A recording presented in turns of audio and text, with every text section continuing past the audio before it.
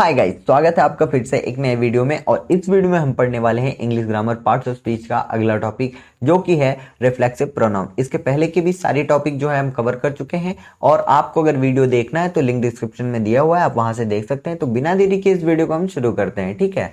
तो डेफिनेशन है, the pronouns my self, our self, your self, himself, herself, itself and themself are known as reflexive pronoun. यानी कि ये जो शब्द हैं वो रिफ्लेक्सिव प्रोनाउन है, ठीक है।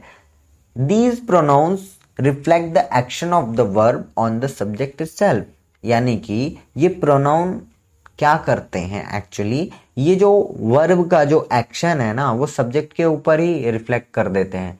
यानी कि जैसे किसी ने खुद को, जैसे मैंने खुद को चोट पहुंचा लिया, यानी कि ये जो चोट पहुंचाना, ये जो वर्ब है, ये मैं ही एक्शन कर रहा हूं और इसका ऑब्जेक्ट भी मैं ही हूं, क्योंकि वो चोट का असर भी मुझे ही पड़ रहा है, ठीक है। यानी कि सब्जेक्ट और ऑब्जेक्ट जब सेम हो, ठीक है, तो ये प्रोनाउन में सेल्फ और सेल्फ लग के बनते हैं।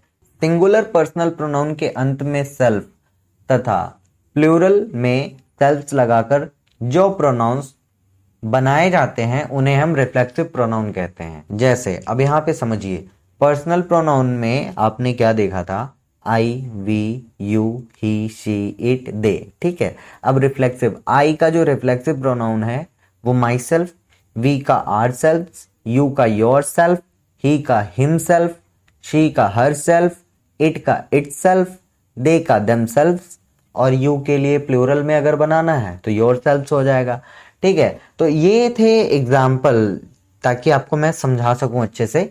जब वाक्य में सेल्फ यानी प्रोनाउन के साथ में सेल्फ या सेल्फ के प्रयोग से काम करने का प्रभाव खुद कर्ता पर पड़ना प्रतीत हो, तब हम कहेंगे कि ये रिफ्लेक्सिव प्रोनाउन है। वो चीज मैंने आपको समझाई, ठीक है। यदि किसी वर्ब का सब्जेक्ट और ऑब्जेक्ट एक ही व्यक्ति या वस्तु हो, तो ऑब्जेक्ट के लिए हम रिफ्लेक्सिव प्रोनाउन का प्रयोग करते हैं।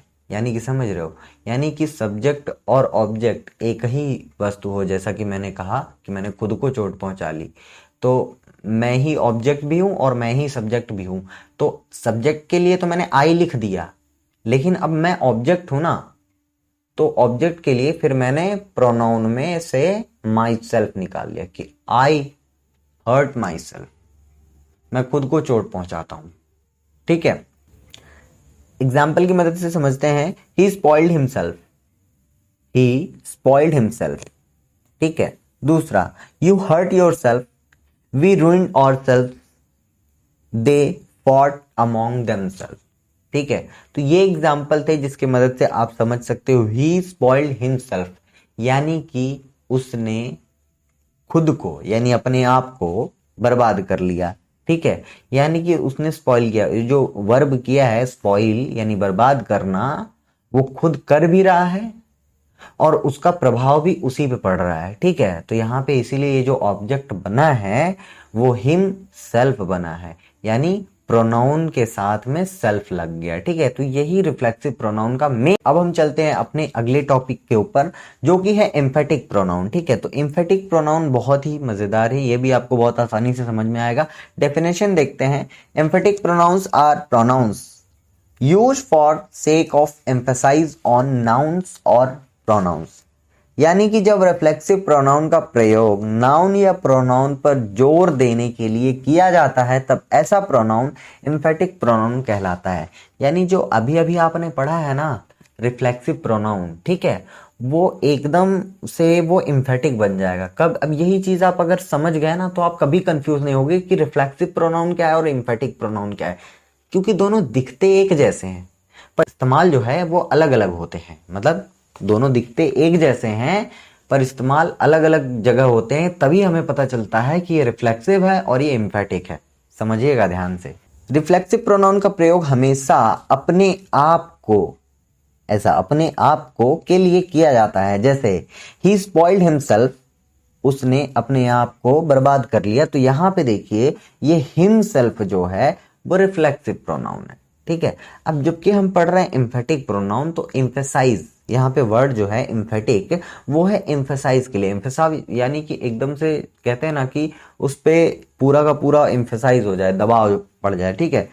परंतु एम्फेटिक प्रोनाउन का प्रयोग हम ऐसे वाक्यों के लिए करते हैं जिसमें स्वयं, खुद, आप ही ऐसे शब्द आए। एग्जाम्पल समझिएगा, ही हिमसेल्फ डिड दिस, यानी कि उसने स्वयं, स्वयं यानी कि खुद ऐसा किया, स्वयं। यहां पे एम्फेसाइज हो रहा है, मतलब ये सब्जेक्ट के ऊपर काफी एम्फेसाइज हो रहा है, दबाव डाल रहा है, ठीक है। They themselves took this decision, उन्होंने स्वयं निर्णय लिया, स्वयं, खुद से, ठीक है। She herself admitted it, you can yourself talk to him, ठीक है। तो यहां पे ये जो ही हिमसेल्फ, यानी कि ये अब समझो आप, he himself, they themself, she herself, you can yourself, ठीक है। तो यहाँ पे ये जो प्रोनाउन है उसके साथ में आपका रिफ्लेक्सिव आ जाता है, तो फिर ये रिफ्लेक्सिव ना हो करके एम्फेटिक प्रोनाउन हो जाता है। यहाँ पे समझिए, ध्यान देने वाली बात ये है, रिफ्लेक्सिव प्रोनाउन या एम्फेटिक प्रोनाउन किसी वर्ब का सब्जेक्ट नहीं हो सकता। यानी कि समझिए कि माई सेल्फ डिड इट, ऐसा अगर हम लिखते हैं तो रॉन्ग हो जाएगा, क्योंकि माई सेल्फ कभी भी सब्जेक्ट नहीं बन सकता, ठीक है। सो आई डिड इट या तो सही होगा, या तो फिर आई माई सेल्फ डिड इट, इस तरीके से सही होगा, ठीक है।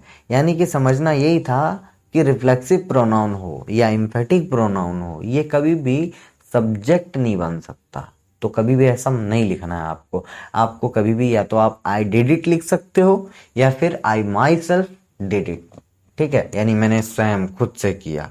जब आपको ये कहना हो, अरे ये काम मैंने खुद से किया है, आई माई सेल्फ डिड इट, ठीक है। तो इस तरीके से आपको करना था। आई होप आपको समझ में आया होगा, और समझ में आएगा तो वीडियो को एक लाइक जरूर करिएगा। चैनल पर नए हैं तो सब्सक्राइब करके बेल आइकन को प्रेस कर लीजिएगा। मिलते हैं अगली वीडियो में, तब तक के लिए जय हिंद, जय भारत।